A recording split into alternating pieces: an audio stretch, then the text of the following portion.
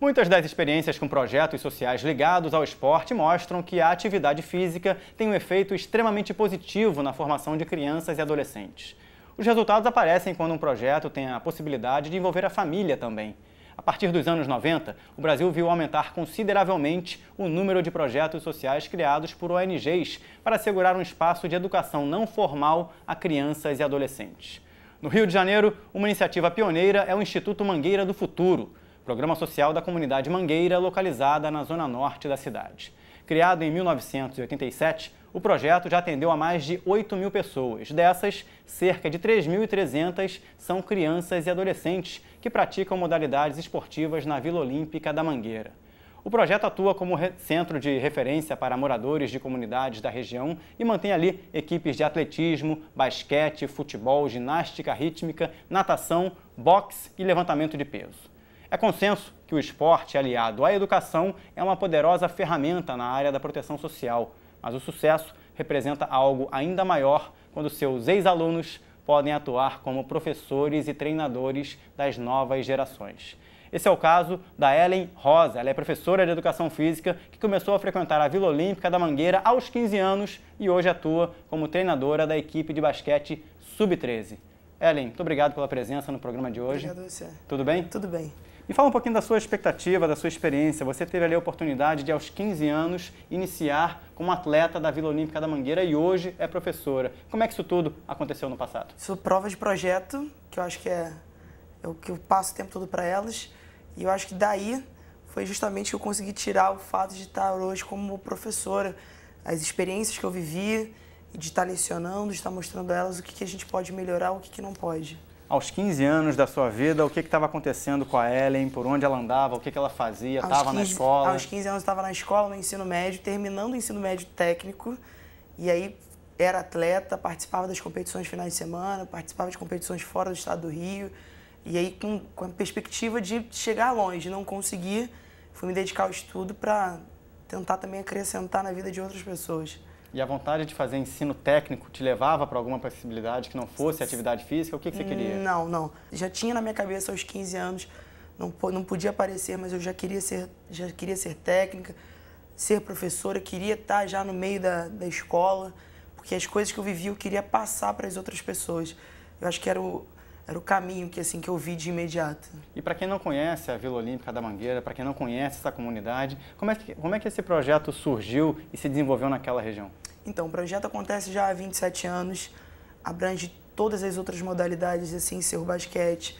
E tem não só como exemplo meu, como também de outros professores no atletismo, na própria ginástica, no futsal, que também são oriundos do projeto, pessoas que moram ao redor, que hoje estão lá como professor. E aí abrange tanto o pessoal da Mangueira como de outros bairros ao redor, que é um bairro que fica na zona norte do Rio, próximo à escola de samba, próximo ao Maracanã, que é uma realidade de futebol que as pessoas têm ali como referência e a Vila vem logo em seguida. A gente está falando aqui na série muito sobre estrutura das escolas, condição de trabalho, condição de treinamento. Que tipo de dificuldade, se é que existem dificuldades nesse sentido, você passa para treinar suas atletas ou passava à época? Eu sinto dificuldade na escola. Hoje a gente tem uma dificuldade muito grande de colocar profissionais para estar fomentando a questão do esporte. Que é fácil chegar lá, soltar uma bola para a criança jogar e não explicar o que está acontecendo. E eu acho que aí o projeto, ele ensina muito isso, e me ensinou demais. Da questão de estar colocando os valores à frente, estar ensinando esses valores. E é mais ou menos essa lição que eu aprendi para passar para as meninas. Mas a dificuldade eu acho que é muito mais na escola. De ter um profissional assim dedicado a isso, eu sinto falta. Como é que era na sua época? Minha época eu tive bons orientadores. Graças a Deus eu tive bons orientadores que conseguiram me orientar num caminho certo para estar formada hoje em educação física, estar me especializando no basquete. E é exatamente isso que eu quero buscar, ou tentar resgatar um pouquinho disso. A gente também tem a perspectiva de, num país como o Brasil, o futebol é tido como uma paixão nacional. Exato. E outros esportes acabam tendo uma dificuldade maior de difusão frente a crianças e adolescentes, a questão relacionada a meninos e meninas. Verdade. Você acabou optando pelo basquete. O que te levou a optar pelo basquete? Como é que foi essa relação com os professores e com a sua família? Então, a questão da minha família sempre foi uma família muito esportiva. tive primo que foi jogador de futebol, minha mãe que foi jogadora de vôlei. E aí, vendo televisão, assistindo o Mundial, final do Mundial de basquete, eu falei assim, não, esse negócio que eu quero fazer, correr atrás. Na escola tinha um contraturno, que era o turno da tarde, que eu comecei a fazer escolinha. E aí, da escolinha, eu fui indicada para um projeto também social, que é o Centro Esportivo MS da Silva. Fiquei lá por 2, 3 meses.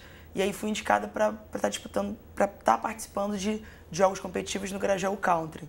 E aí, no Grajaú, permaneci por 3 anos, mais ou menos, e fui participar na Vila Olímpica da Mangueira. Que aí eu conheci uma outra realidade. A gente vivencia, a gente sai de um clube meio elitizado para uma realidade totalmente diferente. Aí a gente aprende a lidar com a diversidade e eu acho que é exatamente aonde o esporte toca.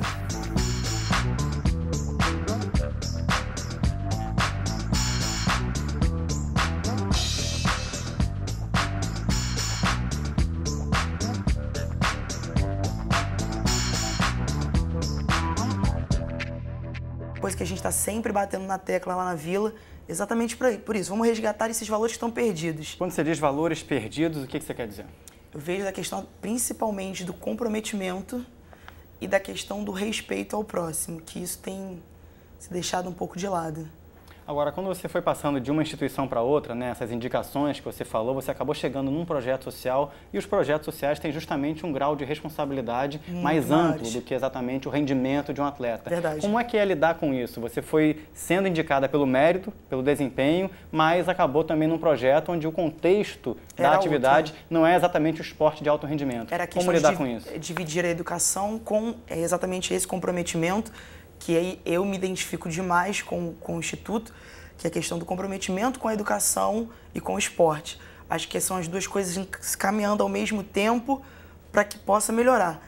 E aí foi exatamente onde eu identifiquei que eu poderia, opa, é aqui que eu posso ficar, é aqui que eu posso tentar buscar mais lá na frente, o fato de voltar a trabalhar, e foi o que aconteceu. Eu voltei hoje, há 8 anos eu sou técnica dessa categoria e tenho o maior orgulho do mundo de falar que voltei para o projeto onde basicamente eu me tornei um ser humano melhor.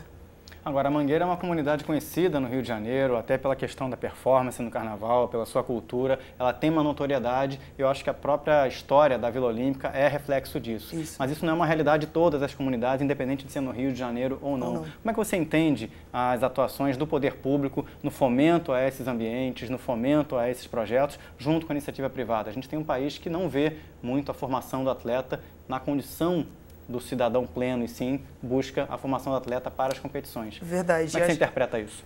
Eu entendo isso como uma questão até negativa, porque são pouquíssimas coisas que são investidas. As questões até mesmo das coisas incentivadas deveriam ser mais atuantes e isso é deixado de lado.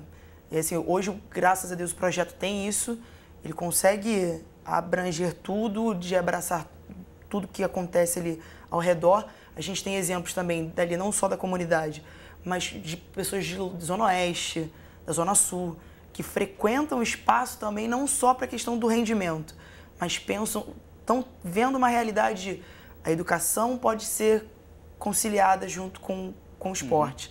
E aí a falha muito com o poder público é exatamente isso.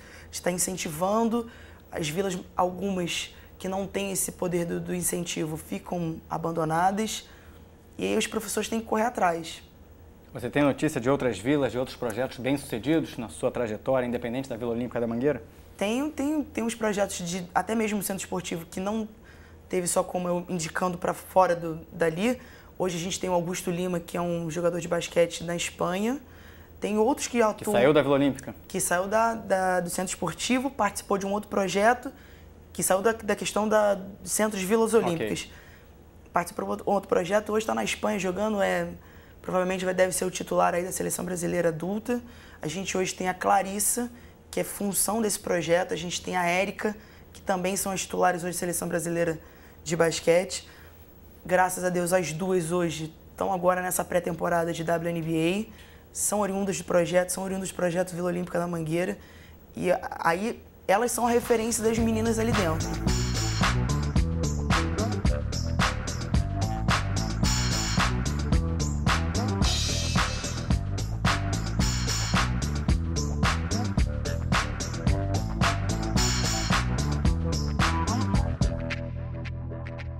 E as meninas que não alcançam esse sucesso de estar representando, de representar o país numa seleção nacional, mas que também são oriundas do projeto? Vocês têm alguma informação sobre o acompanhamento de quem atingiu uma idade, que saiu do projeto e conquistou algo na vida, conquistou uma profissão, conseguiu concluir um curso universitário? Como é que é? A gente normalmente, no final do ano, já tem 2 anos seguidos, a gente faz o encontro de gerações. São meninas que normalmente não chegaram longe como atletas, mas se dedicaram à questão de estudar. A gente tem engenheiro, médico, jornalista, cada um conta na sua história, do que vivenciou, e aí não é só questão de... A gente dá não é só ênfase de ser atleta, de chegar a ser profissional, é de se tornar um ser humano, dele conseguir conquistar o espaço dele. Agora, numa cidade com o contexto da segurança pública no Rio de Janeiro, o envolvimento da família, né, a questão da relação de crianças e adolescentes fora do ambiente da escola, como é que surgiram os desafios para alguns dos seus alunos, se é que os desafios foram nesse sentido? Como é que você procura trabalhar o envolvimento da família quando a questão era a possibilidade de, por exemplo, perder um aluno? Ali ao redor da Mangueira, a gente tem a participação direta da família dentro do projeto. Às vezes é a mãe que está fazendo alguma atividade de ginástica, o pai que está fazendo alguma atividade de natação e acaba levando a criança ali para dentro para fazer qualquer outra atividade. A dificuldade que a gente tem dos pais estarem presentes em função até da violência é meio complicado.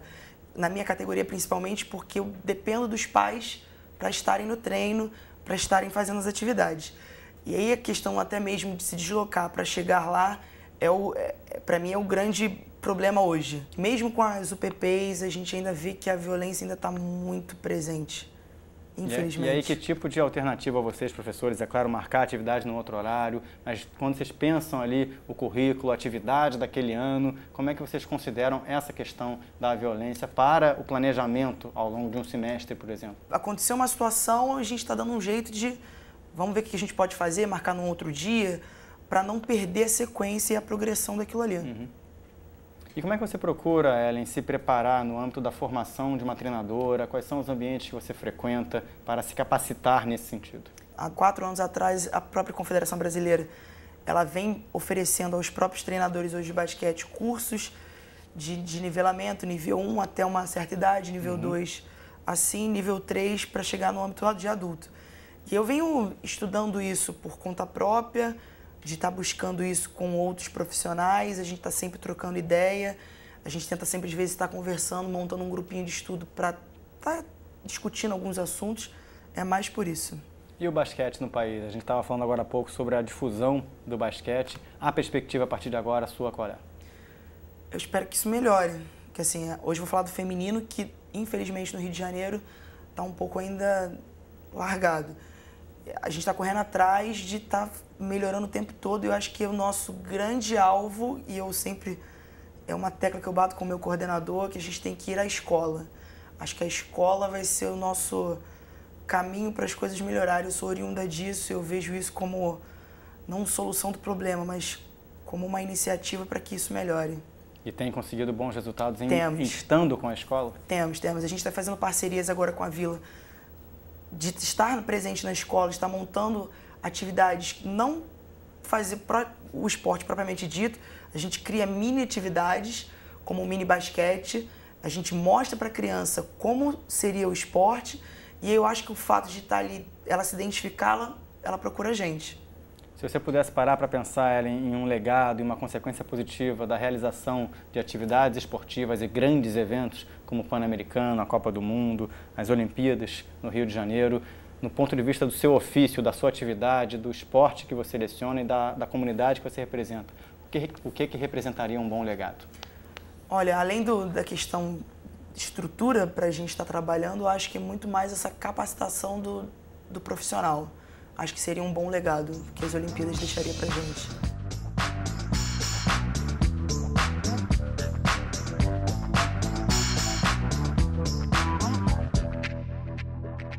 Ellen, muito obrigado pela sua participação no programa de hoje. Obrigada. Até uma próxima oportunidade. Fica com Deus.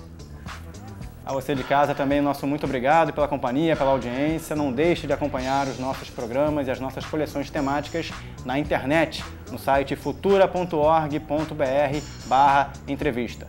A gente se vê na próxima edição. Tchau, tchau.